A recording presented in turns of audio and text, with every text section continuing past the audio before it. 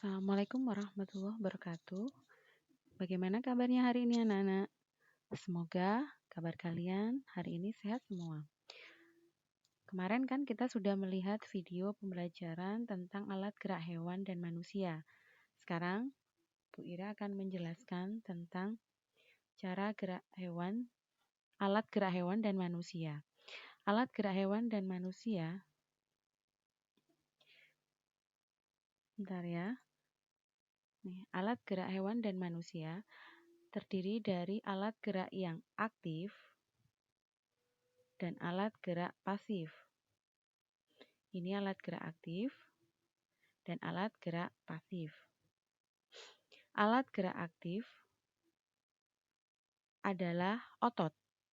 Kenapa otot disebut dengan alat gerak aktif? Karena otot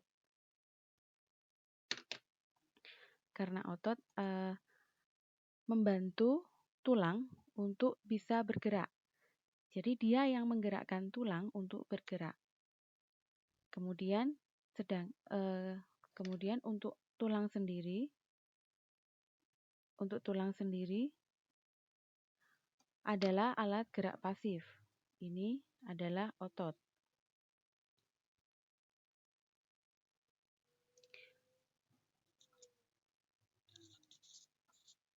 Kita ulangi ya. Ya, ini adalah alat gerak aktif yaitu otot. Ini adalah otot.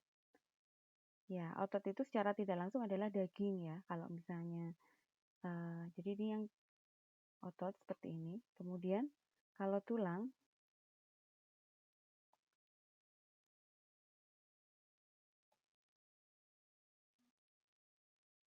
nah kalau tulang itu ini adalah tulang.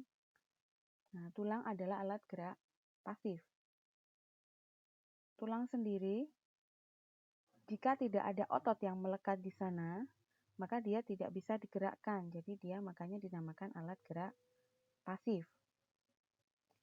Kemudian macam-macam fungsi tulang yang sudah dijelaskan kemarin, dia bisa sebagai penyangga tubuh.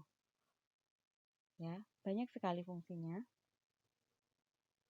Kemudian pembelajaran yang kedua, setelah kita mengetahui fungsi dari otot dan tulang sebagai alat gerak aktif dan pasif, kita akan melanjut ke bahasa Indonesia, di mana di sini kita akan membahas apa yang dimaksud dengan ide pokok.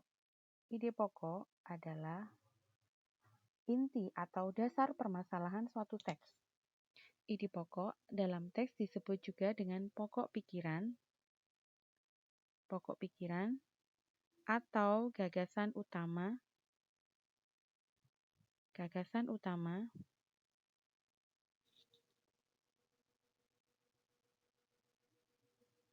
Pokok pikiran atau gagasan utama karena berisi dari gagasan dasar penulis. Cara kita menentukan ide pokok adalah pertama, membaca teks dengan seksama terlebih dahulu secara keseluruhan.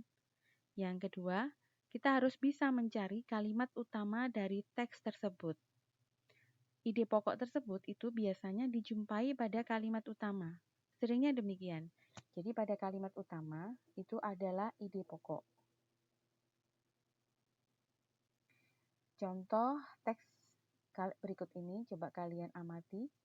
Ada bacaan, gurita merupakan salah satu hewan tidak bertulang belakang yang dikenal dengan hewan yang cerdik dan pintar. Selanjutnya, hal itu dikarenakan gurita memiliki daya ingat yang cukup kuat.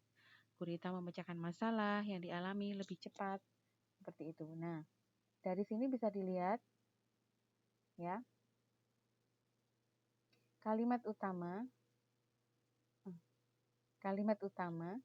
adalah kalimat yang ada di awal, ya.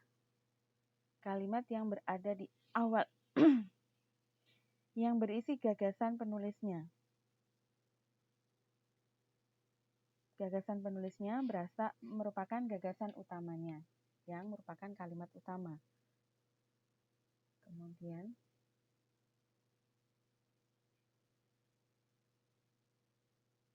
Dari sini diharapkan kalian bisa memahami bahwa ide pokok itu merupakan kalimat yang ada di awal, lebih sering berada di awal dan merupakan kalimat utama. Kemudian kalimat utama inilah yang nantinya akan dikembangkan atau diperjelas dengan kalimat pendukungnya. Nanti kita bahas di pertemuan selanjutnya. Setelah ini kita akan lanjut ke materi berikutnya, yaitu SBDP. Di sini hampir berlanjut. Di sini kita akan mempelajari apa itu gambar cerita. Ya kan? Gambar cerita adalah sebuah gambar atau urutan gambar yang saling menghubungkan satu dengan lainnya, membentuk sebuah cerita. Contohnya gambar ilustrasi. Nah, coba kalian lihat dua perbandingan foto ilustrasi seperti ini di bawah ini. Di sini ada gambar ilustrasi dengan foto. Di sini gambar ilustrasi dengan gambar tangan. Maksudnya di sini adalah gambar cerita dari gambar ini, misalnya belalang ya, kita lihat ada gambar belalang. Nah, kita akan bisa menceritakan atau mengilustrasikan dari gambarnya ini, bisa menceritakan apa yang kita tangkap atau yang kita lihat dari gambar. Misalnya belalang, kita lihat belalang adalah jenis serangga. Dia makan apa? Makanannya daun, misalnya seperti itu. Jadi dengan melihat gambar, kita bisa menangkap apa maksud dari gambar tersebut. Misalnya juga yang gambar kuda yang kanan ya. Gambar kuda di sini kita bisa melihat kalau kuda itu misalnya hewan berkaki 4. Terus hewan ini makan rumput, misalnya seperti itu. Jadi mudah ya. Kemudian selanjutnya kita lanjutkan lagi pelajaran daripada IPA.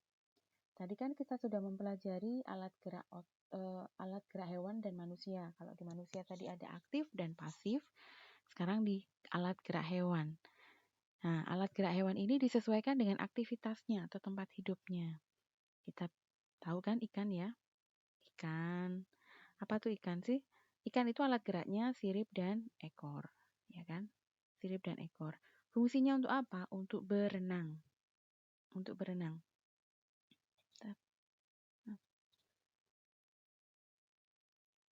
Fungsinya untuk berenang.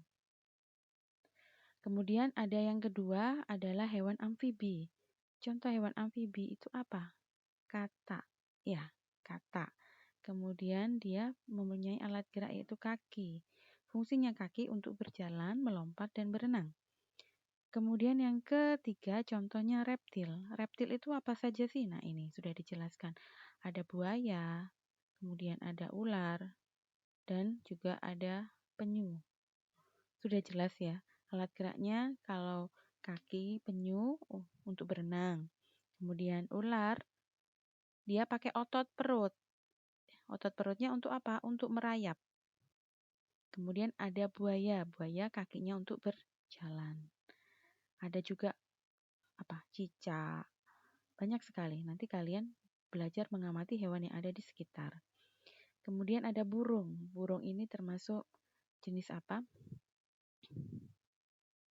Jenis aves ya. Ada sayap. Dia menggunakan sayap alat geraknya. Ya, gunanya untuk terbang. Kalau sayap, kalau kaki ada burung yang tidak bisa terbang. Ayam itu termasuk jenis burung ya. Itu kayak burung unta juga, dia pakai kaki, dia untuk berjalan, berlari. Kalau yang berenang apa? Contohnya. Iya, bebek itu termasuk jenis unggas atau aves ya. Dia pakai kakinya untuk berenang. Ini kan berenang menggunakan kaki yang berselaput ya. Kemudian yang terakhir ada golongan mamalia. Mamalia ini banyak sekali, ada kaki itu banyak ya, kuda, kerbau, kucing untuk berjalan berlari. Kemudian sirip, yang pakai sirip itu sementara ini hanya paus dan lumba-lumba karena dia jenis mamalia. untuk merenang. Apa sih mamalia itu? Mamalia itu hewan yang menyusui. Kalau amfibi tadi itu hewan yang bisa hidup di dua tempat, ya. Nah, dari pembelajaran hari ini Bu Ira cukupkan sampai di sini, yaitu jadi kita belajar tadi sampai pembelajaran kedua ada gambar cerita, kemudian untuk bahasa Indonesia untuk SPDB gambar cerita, untuk bahasa Indonesia itu kita belajar ide pokok, gagasan utama, kalimat utama. Nah, untuk yang alat gerak hewan dan manusia kita sudah belajar contoh alat gerak hewan, kemudian fungsi dari otot dan tulang pada manusia. Semoga hari ini kalian bisa memahami apa yang disampaikan, kemudian nanti ada sedikit latihan biar Bu Ira tahu kalian paham atau belum.